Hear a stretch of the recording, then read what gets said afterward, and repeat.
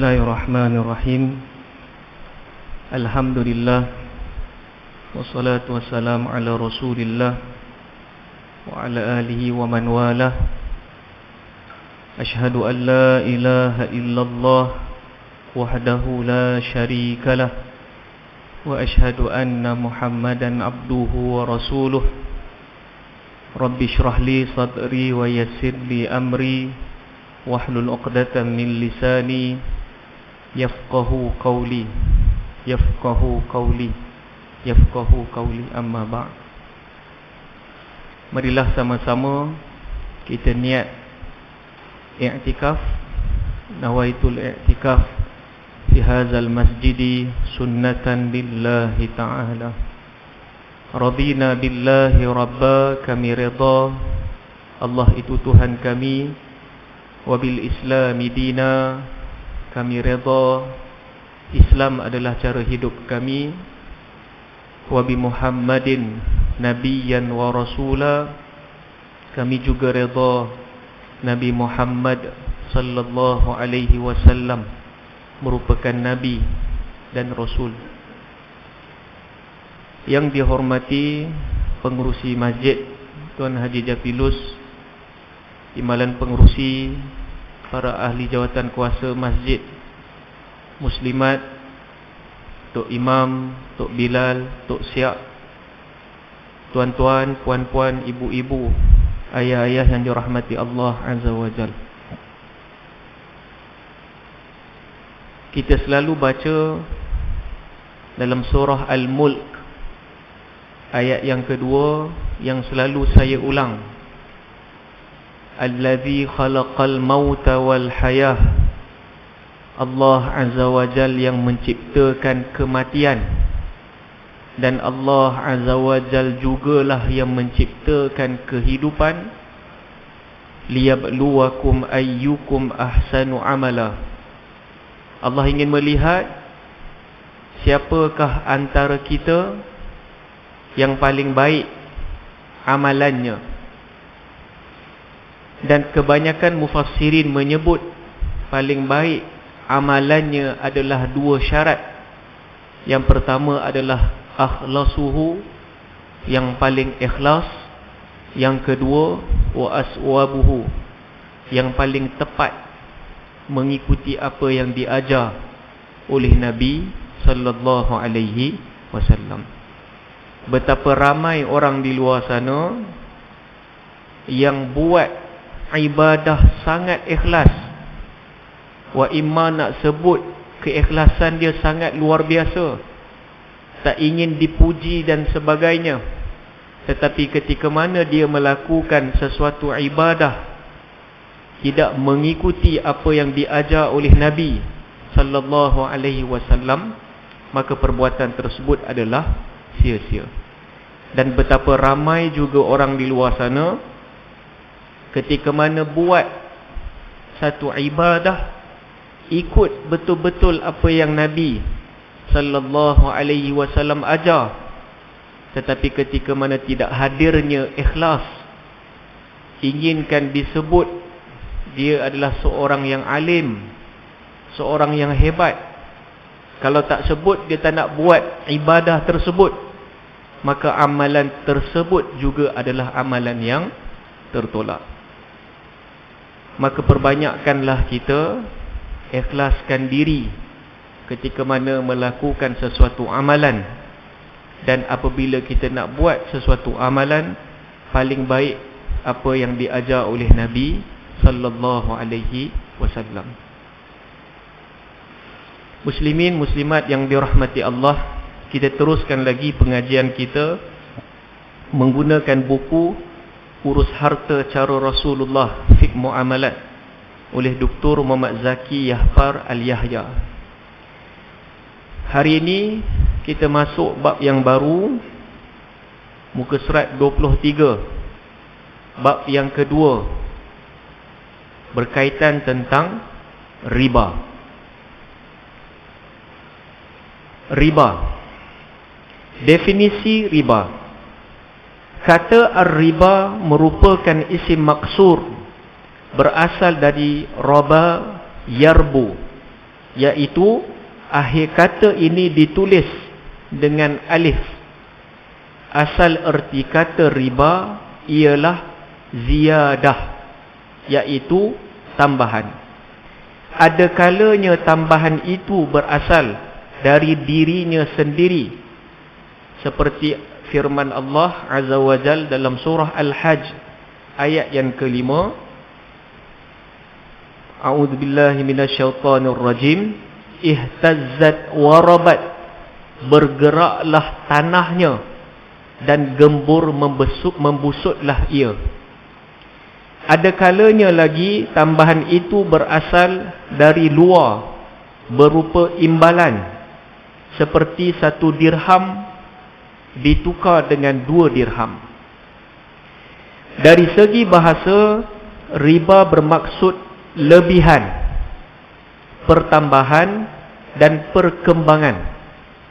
Dari segi syarak, riba bermaksud suatu akad pertukaran harta tertentu yang tidak diketahui ada persamaan nilainya mengikut syarak ketika akad dibuat, atau berlakunya penangguhan, penyerahan antara dua harta yang diakad atau salah satu daripadanya.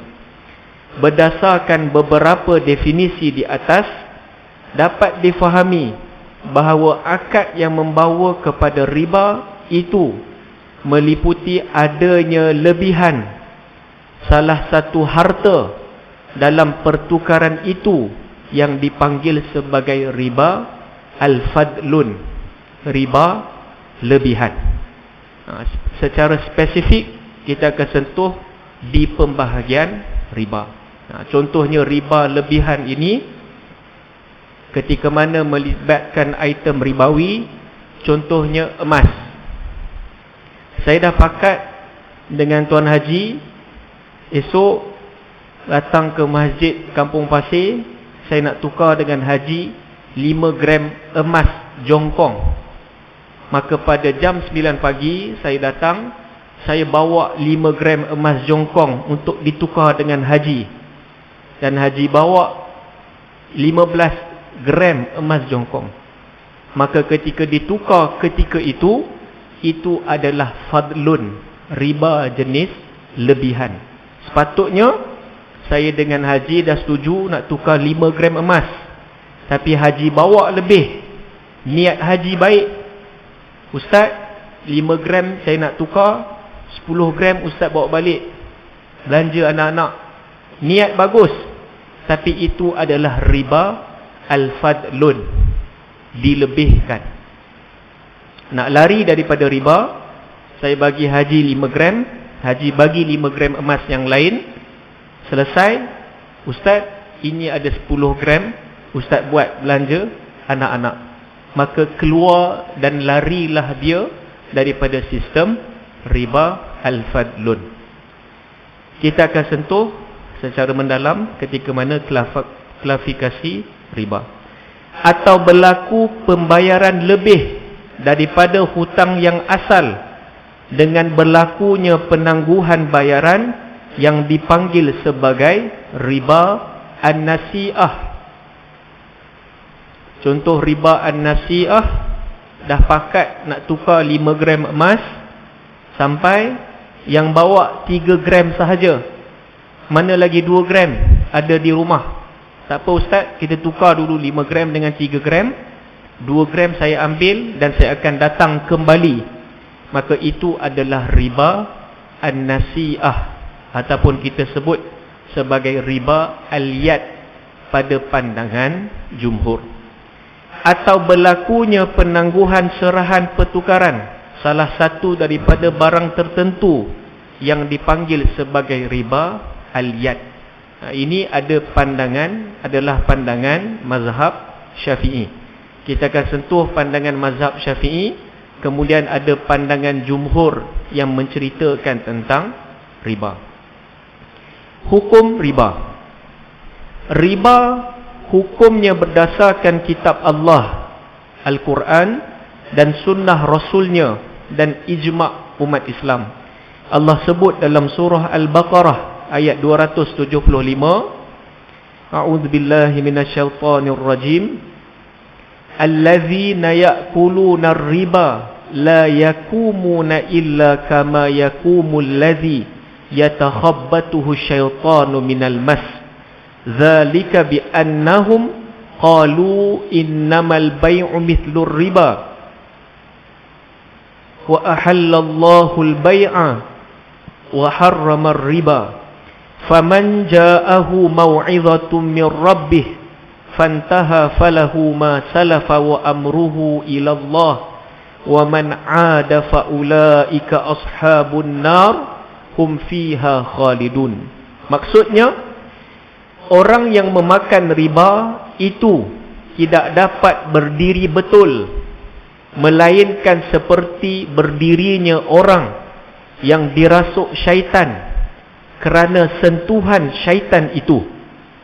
Yang demikian ialah disebabkan mereka mengatakan bahawa sesungguhnya jual beli itu sama sahaja seperti riba. Padahal Allah telah menghalalkan jual beli dan Allah mengharamkan riba. Maka sesiapa yang telah sampai peringatan dari Tuhannya lalu ia berhenti, maka baginya apa yang telah diambilnya dahulu dan perkaranya terserahlah kepada Allah. Dan sesiapa yang mengulangi lagi mengambil riba tersebut, maka mereka itulah ahli neraka, mereka kekal di dalamnya. Maka itulah bahaya dan bahananya riba.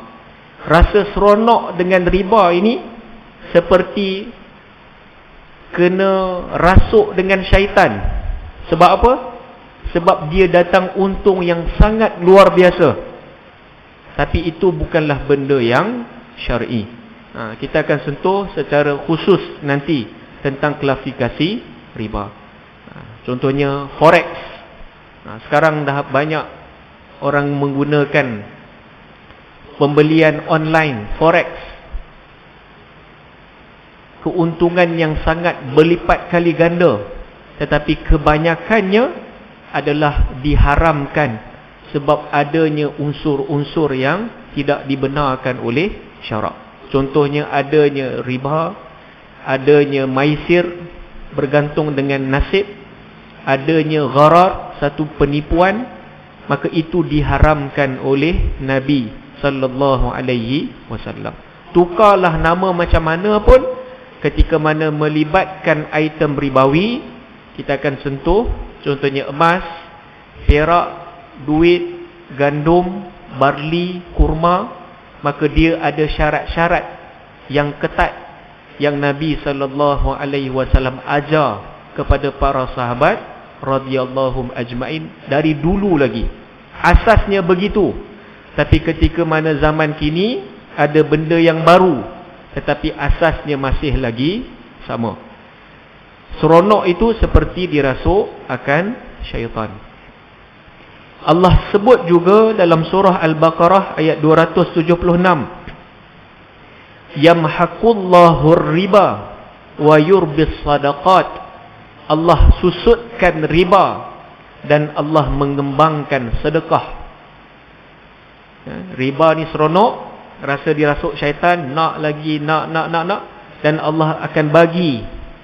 Ketika mana Allah nak bagi kita rasa, orang yang mengamalkan riba, dia akan rugi yang amat rugi.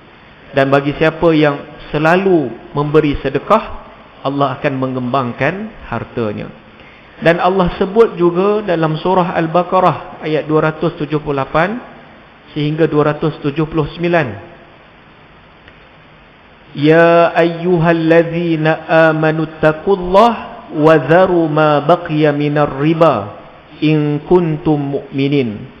Wahai orang yang beriman, bertakwalah kamu kepada Allah dan tinggalkanlah sisa riba yang belum dipungut jika benar kamu orang yang beriman. Fa illam taf'alu fa'dhanu biharbin minallahi wa rasulih wa in tubtum falakum ru'usu amwalikum la tadlimuna wa la tudlamun. Maka jika kamu tidak melakukan perintah tinggalkan riba itu, maka ketahuilah Allah dan Rasulnya akan memerangimu, dan jika kamu bertaubat, maka hak kamu ialah pokok asal harta kamu. Kamu tidak berlaku zalim kepada sesiapa, dan kamu juga tidak dizalimi oleh sesiapa pun. Itu satu isyarat yang jelas Allah dan Rasul memerangi orang yang mengamalkan riba. Bahaya dan bahananya riba. Tak tahu, baru tahu pinjam dengan ahlung adalah riba, maka ketika mana kita tahu, kita boleh ambil pokok pinjaman kita dan kita membatalkan perjanjian yang kita ada. Itu dibenarkan oleh syarak. Pinjam RM5,000, tak bayar bunga sekian dan kita tahu itu adalah riba, maka kita boleh ambil pokok dan bayar harga pokok, harta yang kita ambil sebagai pokok, dan selebihnya kita tinggalkan. Itu benda yang sangat jelas.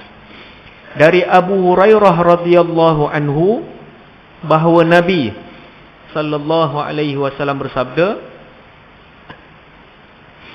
jauhilah 7 hal yang membinasakan.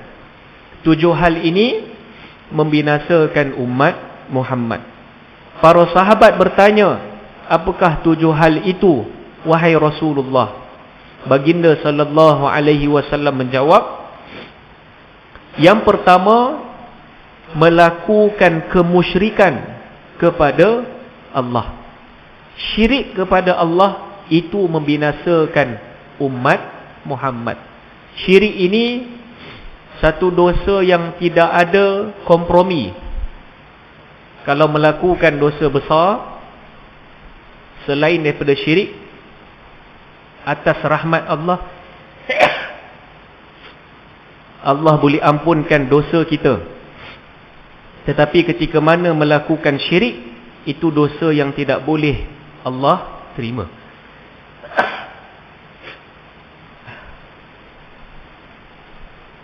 Okey, itu Ismas takut ni. Nabi SAW sebut dalam hadis riwayat Bukhari, Nabi kata, akbarul kabair al-isyraku billah. Dosa yang besar, yang paling besar adalah menyekutukan Allah Azza wa Jalla. Nah, itu dosa yang tak boleh lawan, iaitu menduakan Allah Azza wa Jalla. Itu yang pertama. Yang kedua adalah sihir. Sihir juga adalah dosa yang akan membinasakan umat Muhammad. Okey. Na'udzubillah min zalik. Kita minta Allah jauhkan kita dan keturunan kita mengamalkan sihir atau meminta orang untuk melakukan sihir.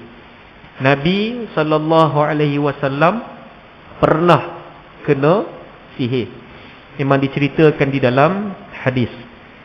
Suatu hari Nabi merasa pelik, badan rasa tak sedap. Nabi tidak melakukan sesuatu perkara, tapi sahabat kata Nabi buat. Maka Nabi merasa pelik. Maka Nabi baring. Allah utuskan 2 malaikat datang. Satu duduk di bahagian kepala dan satu duduk di bahagian kaki.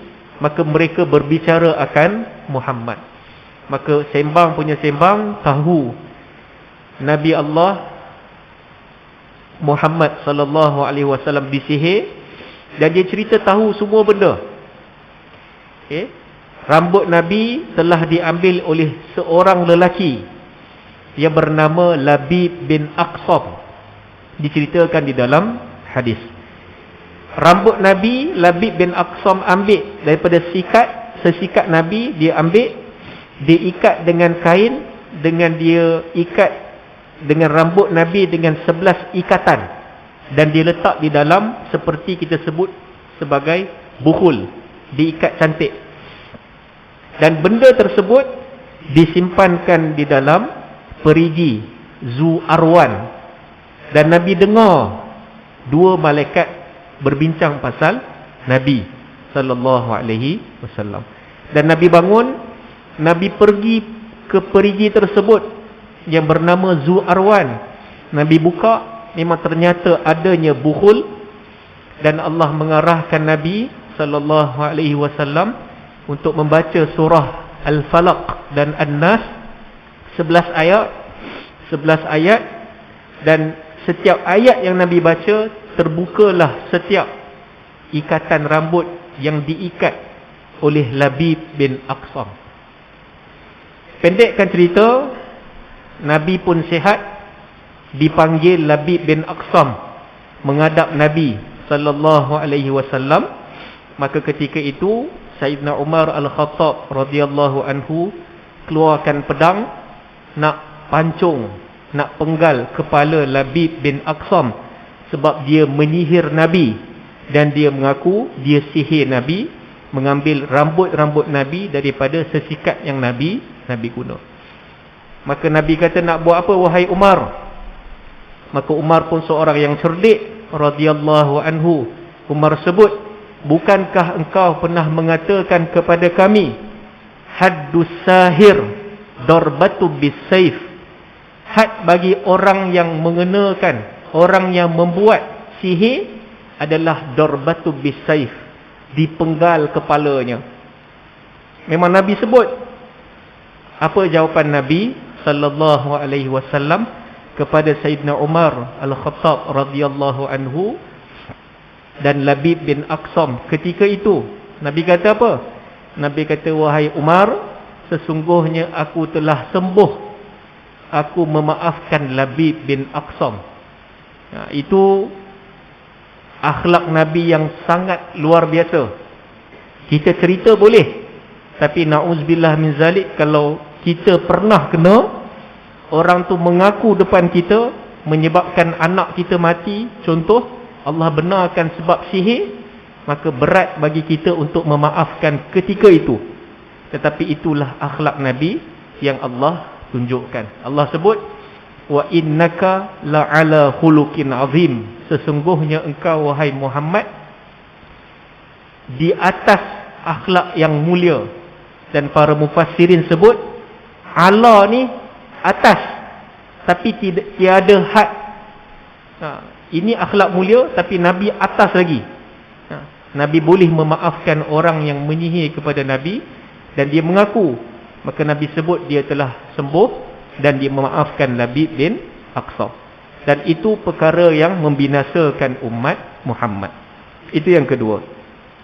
Yang ketiga, membunuh jiwa yang telah haramkan kecuali dengan cara yang hak. Itu juga membinasakan umat Muhammad. Kita tidak boleh sewenang-wenangnya mengambil nyawa orang lain bukan dengan cara yang hak. Sekarang pun banyak berlaku, tapi banyak yang pengaruh dadah. Dia tak sedar, dia membunuh ibunya sendiri, dan banyak itu benda yang berlaku. Itu yang ketiga. Keempat, perkara yang membinasakan umat Muhammad adalah riba. Riba ini satu bahaya dan bahana yang sangat luar biasa. Dan yang kelima adalah makan harta anak yatim. Satu benda yang sangat dahsyat. Itu sebab nanti kita akan sentuh ketika mana orang yang diberi amanah untuk uruskan harta anak yatim, antara syaratnya adalah dia mestilah berkelayakan. Berkelayakan tersebut adalah dia bukanlah hanya senya punca rezeki datang daripada menguruskan harta anak yatim. Sebab kecenderungan untuk mengambil harta anak yatim itu sangat tinggi, dan itu adalah dosa yang besar, dan itu juga membinasakan umat Muhammad. Saya teringat ketika mana Abu Dzar Al-Ghifari radhiyallahu anhu, seorang sahabat Nabi yang sangat hebat. Semua benda yang Nabi buat, dia telah buat. kecuali menguruskan harta anak yatim. Dan akhirnya Abu Dzar Al-Ghifari radhiyallahu anhu bertemu dengan Nabi, nak minta dia untuk menguruskan harta anak yatim. Tapi Nabi tengok Abu Dzar Al-Ghifari radhiyallahu anhu, Nabi kata apa? Ya Abu Dzar, wahai Abu Dzar, inni uhibbuka ma uhibbu li nafsi. Sesungguhnya aku sayang kepada kamu seperti mana aku sayang diri aku sendiri. Wala tatawalla malal yatim. Janganlah kamu uruskan harta anak yatim. Sebab apa? Inni araka dha'ifan. Sesungguhnya aku nampak kamu kalau uruskan harta anak yatim, kamu bukanlah orang yang kuat, kamu orang yang lemah. Dan Nabi sebut, inna khaira man ista'jarta qawiyul amin. Sesungguhnya orang yang paling layak dilantik di kalangan kalian untuk menjawat jawatan, mestilah ada dua sifat yang sangat penting. Yang pertama adalah qawi, kuat, seorang yang kompeten, mahu menyampaikan. Dan yang kedua adalah al-amin, seorang yang amanah, jujur. Maka Abu Dzar Al-Ghifari radhiyallahu anhu seorang yang sangat amanah, jujur, tetapi dia bukanlah seorang yang qawi, yang mampu untuk menguruskan harta anak yatim. Maka Abu Dzar Al-Ghifari tidak menguruskan harta anak yatim. Sebab bahaya dan dosa yang sangat besar ketika mana termakan harta anak yatim. Yang keenam adalah melarikan diri pada hari pertemuan dua pasukan ketika mana peperangan. Ini juga membinasakan umat Muhammad. Nabi mengingatkan kita sallallahu alaihi wasallam ketika mana dalam peperangan Uhud dah masuk Madinah, Nabi memesan para sahabat, kalaulah dipanggil akan peperangan, maka semua orang yang duduk di Madinah termasuk orang Yahudi kena turun mempertahankan Madinah. Tetapi ketika itu ramai juga orang yang munafik, termasuklah Abdullah bin Ubay bin Salul, ketua munafik. Maka ketika mana dipanggil perang, pergi. Tapi ketika mana nak berentak, mereka pun lari. Sebab takut telah dipanah oleh musuh. Maka Nabi memberi satu ancaman yang buruk, dan itu adalah dosa yang sangat besar. Dan yang ketujuh adalah menuduh berzina perempuan baik-baik yang tidak tahu menahu tentang urusan ini dan beriman kepada Allah Azza wa Jalla. Itu satu benda yang sangat dahsyat di sisi Allah Azza wa Jalla. Seperti mana yang pernah kita sentuh sebelum ini, kisah Aisyah radhiyallahu anha yang telah dituduh oleh Abdullah bin Ubay bin Salul bahawa Aisyah radhiyallahu anha telah melakukan zina dengan Safwan ibnu Mu'attal radhiyallahu anhu. Maka itu benda yang sangat dahsyat. Pulang ke Madinah, semua orang membicarakan keburukan isteri Nabi yang ketiga melalui mulut Abdullah bin Ubay bin Salul. Mana Aisyah radhiyallahu anha, dia telah melakukan zina dan sebagainya. Maka ketika mana Aisyah radhiyallahu anha sampai dengan Safwan ibnu Mu'attal radhiyallahu anhu, maka ketika itu semua senyap, semua suram di Madinah. Allah juga tidak menurunkan perintah membersihkan Aisyah radhiyallahu anha ketika itu. Dan akhirnya Aisyah radhiyallahu anha meminta kepada Nabi untuk pulang ke rumah ayahnya Abu Bakar Siddiq radhiyallahu anhu pulang. Maka Nabi panggil sahabat dan meminta pandangan tentang apa yang berlaku.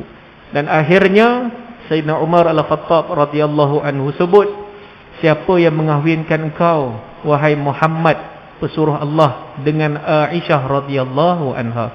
Maka ketika itu Nabi sebut Allah. Sebab Nabi telah bertemu dengan Aisyah radhiyallahu anha beberapa kali sebelum Nabi berkahwin dengan Aisyah radhiyallahu anha. Ditulis dalam kitab Al-Imam As-Suyuti.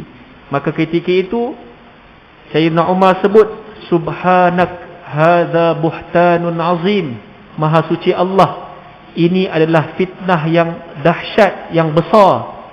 Maka Allah turunkan ayat Al-Quran seperti mana yang disebut oleh Sayyidina Umar Al-Khattab radhiyallahu anhu, subhanak hadza buhtanun azim, maha suci Allah, ini adalah fitnah yang besar. Maka barulah Aisyah radhiyallahu anha pulang dan kembali baik dengan Ar-Rasul sallallahu alaihi wasallam. Maka 7 hal ini akan membinasakan umat Muhammad kalaulah berlaku sekarang. Dari Jabir radhiyallahu anhu, beliau berkata, Rasulullah sallallahu alaihi wasallam melaknat pemakan riba, pemberi makan riba, 2 saksinya dan penulisnya, dan baginda sallallahu alaihi wasallam bersabda, mereka semua adalah sama. Jangan ingat orang yang ambil riba je berdosa, orang yang bagi riba, orang yang menjadi saksi, semua mereka adalah sama. Dari Ibnu Mas'ud radhiyallahu anhu bahawa Nabi sallallahu alaihi wasallam bersabda, riba itu ada 73 pintu. Yang paling ringan dosanya seperti seorang anak menyetubuhi ibunya. Okey. Dan hadis ini adalah hadis yang lemah. Saya baca juga sebab ada dalam buku ini.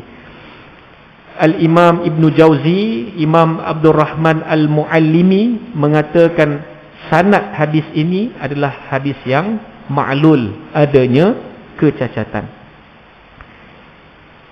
Dari Abdullah bin Hanzalah radhiyallahu anhu, dari Nabi sallallahu alaihi wasallam bersabda, 1 dirham yang riba dimakan seseorang padahal dia tahu adalah lebih berat daripada 36 pelacur.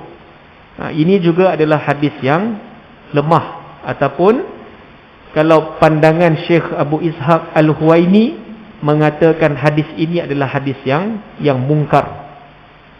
Tapi saya baca juga ada dalam buku ini. Dari Ibnu Mas'ud radhiyallahu anhu, dari Nabi sallallahu alaihi wasallam, baginda bersabda, tidak seorang pun memperbanyak harta kekayaannya dari hasil riba, melainkan pasti akibat akhirnya dia jatuh miskin. Ini adalah hadis yang sahih. Keseronokan ketika mana mengamalkan riba, seperti mana yang disebut di dalam Al-Quran, seperti dirasuk syaitan. Dia nak lagi, dan akhirnya riba ini akan memakan dirinya sendiri. Itu janji Nabi sallallahu alaihi wasallam. Klasifikasi riba. Riba itu ada 3 jenis, iaitu riba an-nasi'ah, riba al-fadlun, dan riba al-yad.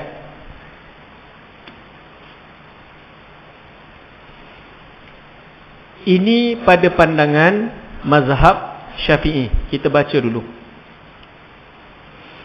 Adapun yang dimaksudkan dengan riba an-nasi'ah ialah tambahan yang sudah ditentukan pada awal transaksi yang diambil oleh si pemberi pinjaman dari orang yang menerima pinjaman sebagai imbalan dari pelunasan bertempoh. Riba model ini diharamkan oleh Allah, Rasulullah dan ijma' umat Islam. Ini riba yang pertama, riba an-nasi'ah. Nak beli kereta, contohnya harga kereta Myvi baru harga di atas jalan on the road adalah RM50,000. Maka ketika mana nak beli kereta Myvi yang baru RM50,000, tak ada duit tunai yang cukup, maka cari bank yang patuh syariah, menawarkan dengan kadar yang rendah. Nak beli, ambil loan bank yang Islam, contohnya ambil 7 tahun, bayar setiap bulan RM741, dan dia kata harga kereta sepatutnya RM50,000, selepas 7 tahun jadi harga RM62,000. Maka tambahan RM12,000 tersebut adalah riba pada pandangan mazhab Syafi'i. Itu satu benda yang sangat jelas. Walaupun tuan-tuan puan-puan ambil bank yang patuh syariah secara total, itu adalah riba. RM12,000 tersebut adalah riba pada pandangan mazhab Syafi'i. So kita ini, kalau saya secara peribadi ambil loan bank yang Islam, tapi ada bayaran yang lebih, sebab bank menanggung risiko kita membeli duit, membeli kereta menggunakan duit dia dulu, maka ketika itu saya sendiri memilih pandangan yang lebih ringan, pandangan Imam Ahmad bin Hanbal, mengharuskan keharusan itu ketika mana itu adalah suatu bentuk keperluan, bukannya kehendak. Saya memang nak guna kereta, tapi saya tak ada duit yang cukup, saya ada RM5,000 untuk duit muka, maka ketika itu saya ambil loan bank tersebut, dibenarkan pada pandangan mazhab Imam Ahmad bin Hanbal. Kalau tuan-tuan, saya tak pastilah, mungkin beli kereta ni cash cash. Itu satu benda yang sangat terpuji. Itu adalah pandangan mazhab kita, iaitu mazhab Syafi'i. Itu yang pertama. Sedangkan yang dimaksudkan dengan riba al-fadlun pula ialah tukar menukar barang yang sejenis dengan ada tambahan. Misalnya tukar menukar wang dengan wang, menu makanan dengan makanan, yang disertainya dengan adanya tambahan. Riba model kedua ini diharamkan juga oleh as-sunnah Nabi sallallahu alaihi wasallam dan ijma' kaum muslimin, kerana ia merupakan pintu jalan menuju riba an-nasi'ah. Ini juga diharamkan oleh Nabi sallallahu alaihi wasallam. Seperti contoh yang saya sebut sebentar tadi. Dah janji nak tukar 5 gram esok emas dengan 5 gram emas yang sama, jongkong, nak tukar, maka ketika itu ada niat yang baik nak bagi lebih 10 gram. Ketika mana dilebihkan emas tersebut, tukar dalam satu majlis, maka ia adalah riba al-fadlun, riba yang dilebihkan.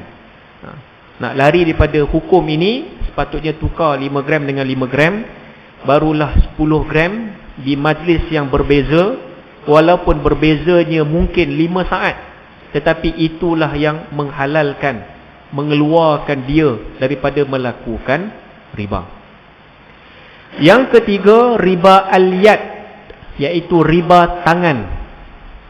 Pula ialah jual beli barangan berunsur riba dengan barangan berunsur riba yang lain, dan kedua-duanya mempunyai ilah yang sama tanpa disyaratkan tempoh yang tertentu ketika akad tersebut dimeterai.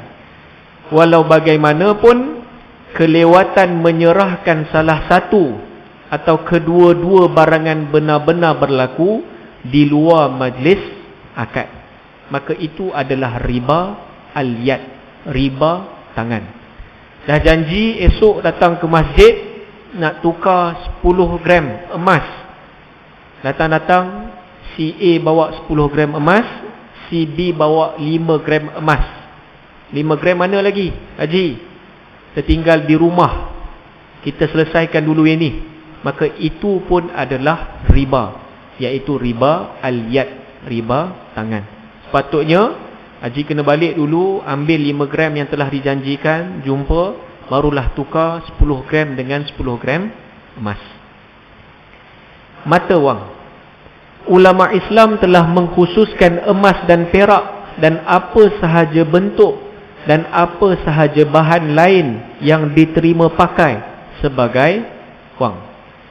Bahan makanan asas, ulama Islam telah mengkiaskan kepada semua jenis makanan asasi yang lain seperti gandum, beras, minyak, masakan, daging binatang yang telah diproses. Barang ribawi. Barang ribawi yang pertama adalah ilah yang sama, iaitu jenis yang sama. Contoh, gandum dengan gandum. InsyaAllah pada kuliah yang akan datang kita akan tulis sedikit bagaimana berlakunya kalau ilah yang sama. Kalau gandum nak tukar dengan gandum, dia ada dua syarat. Yang pertama, mestilah berlaku ketika itu, on the spot. Dan yang kedua, mestilah sama beratnya. Dua ini kalau ilah yang sama. Emas nak tukar dengan emas, kena sama. Duit nak tukar dengan duit, mesti sama. Gandum, gandum, barli, barli, kurma dan kurma, syaratnya adalah dua syarat. Yang kedua, ilah yang sama, jenis yang berbeza. Contohnya gandum dengan beras. Tak ada duit dah. Saya ada gandum, Haji ada beras. Nak tukar. Tapi dua-dua ini adalah item ribawi. Maka perlulah ada satu syarat. Berlakunya dalam satu majlis. Tidak perlu syaratnya sama berat ketika mana ilahnya satu sahaja, iaitu berlainan jenis. Itu yang kedua. Yang ketiga, ilah yang tidak sama. Contohnya makanan dengan mata wang, tidak perlu tunai. Ini benda yang berbeza. Saya ada duit, saya nak beli item ribawi, saya nak beli gandum, tidak ada syarat. Saya pergi ke kedai, nak beli gandum, nak buat makan-makan, nak beli 50 kilogram. Saya tak cukup duit, maka ketika itu saya nak berhutang. Itu dibenarkan oleh syarak, walaupun duit dan gandum adalah item ribawi. Baik, insya-Allah, dan kita akan sambung nanti ketiga-tiga yang kita sebut sebentar tadi, riba an-nasi'ah, riba al-fadlun dan riba al-yad. Tiga-tiga ini adalah pandangan mazhab Syafi'i. Dan kita akan sentuh pada kuliah yang akan datang, muka surat 30, dua jenis riba pada pandangan jumhur yang membezakan dengan pandangan mazhab Syafi'i. Mazhab Syafi'i mengatakan riba ada tiga jenis, tapi jumhur membahagikan riba hanyalah dua jenis, dan riba nasi'ah yad dan riba al-fadlun berlaku di bawah dua kategori jenis ini. Dan insya-Allah kita akan sentuh pada kuliah yang akan datang. Wallahu a'lam. Ada soalan? Haji.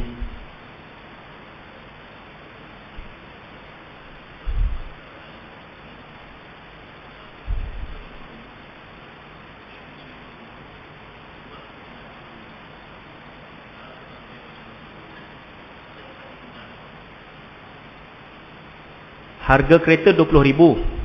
50.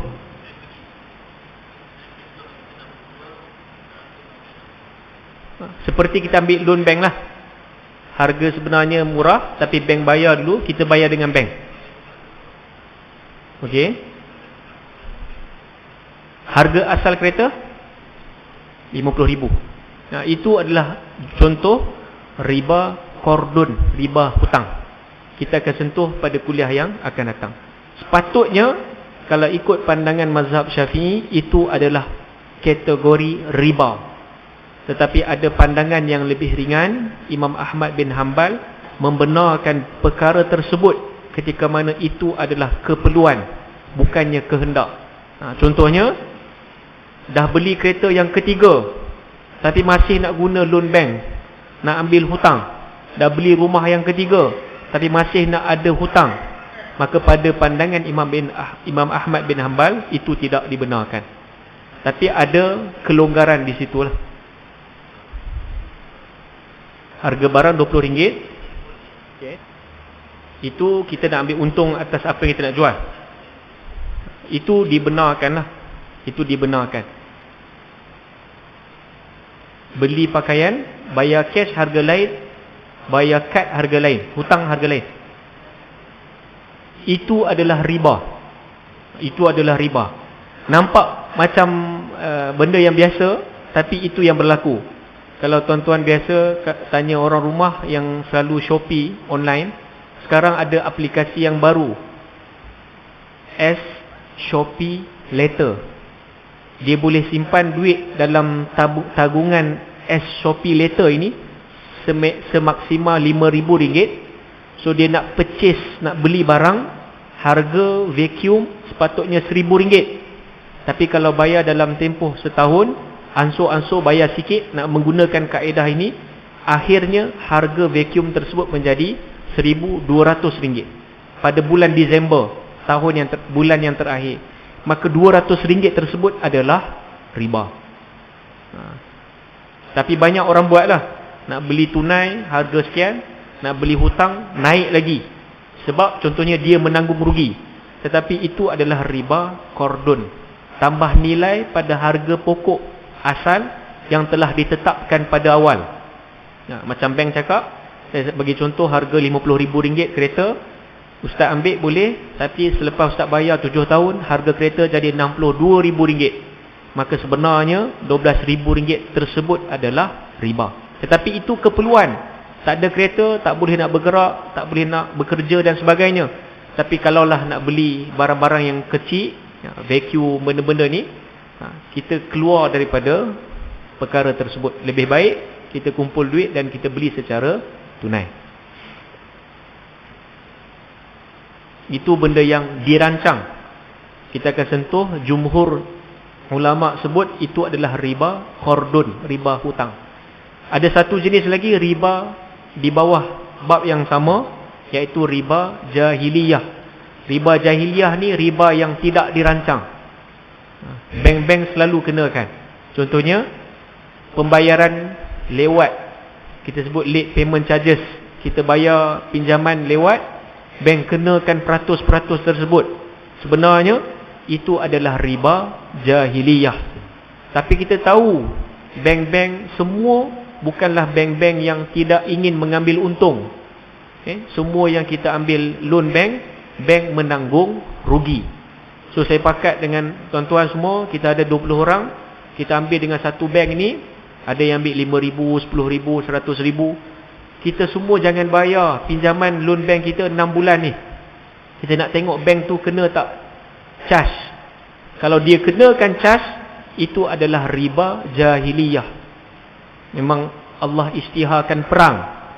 Tapi dalam konteks di Malaysia, contohnya bank-bank tersebut menanggung rugi, walaupun bank-bank tersebut adalah bank yang patuh syariah. Maka ketika itu Syariah Komiti Bank Negara Malaysia bermusyawarat memutuskan semua bank-bank di Malaysia yang 100% patuh syariah boleh dikenakan cas tambahan, ataupun kita sebut sebagai cas riba jahiliyah ini, sebanyak 1% maksimal daripada hutang yang berbaki.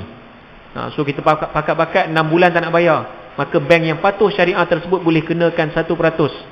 Saya tinggal hutang RM5,000, kenakan 1%. Haji pinjam RM100,000, tinggal lagi RM90,000, kenakan 1%. Itu dibenarkan oleh syarak, dibenarkan oleh Majlis Komuniti Bank Negara Malaysia ketika ini. Kalau ikut hukum asalnya adalah riba. Tapi kita berlepas tanganlah. Ini adalah majlis fatwa yang telah diputuskan. Hukum asal memang haram. Banyaklah benda yang berlaku di Malaysia ini, kita memegang apa yang telah diputuskan oleh majlis fatwa. Dan kalaulah benda itu benar, maka alhamdulillah. Kalaulah belum tepat, tapi itulah yang sebaiknya ketika ini.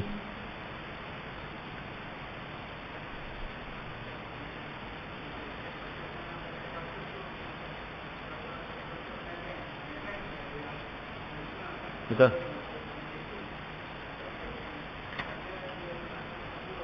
Betul? Bank yang patuh syariah yang saya maksudkan, setakat mana yang saya tahu, saya terus terang sebut, kalau di Malaysia, bank Islam, bank muamalat, bank rakyat, ketiga-tiga bank ini adalah Islamic banking 100%. Salah satu kita nak tahu Islamic banking ini, dia tidak ada counter bank konvensional. Macam Haji sebut, Maybank. Sampai Maybank kita boleh pilih, encik nak ambil apa, loan bank Maybank yang patuh syariah ke Maybank yang konvensional. Saya nak ambil konvensional. Maka itu bukanlah 100% patuh syariah. Tapi kalau tuan-tuan pergi ke bank Islam, bank muamalat, bank rakyat, orang yang kerja di bank tak akan tanya nak ambil di kaunter yang mana. Maka ketika itu lebih baik bagi kita mengambil bank yang 100% patuh syariah.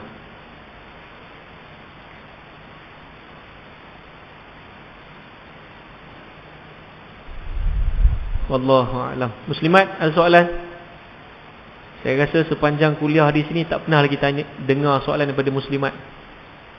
Maksudnya muslimat di Masjid Kampung Pasir semua memahami kuliah. Ada soalan? Baik.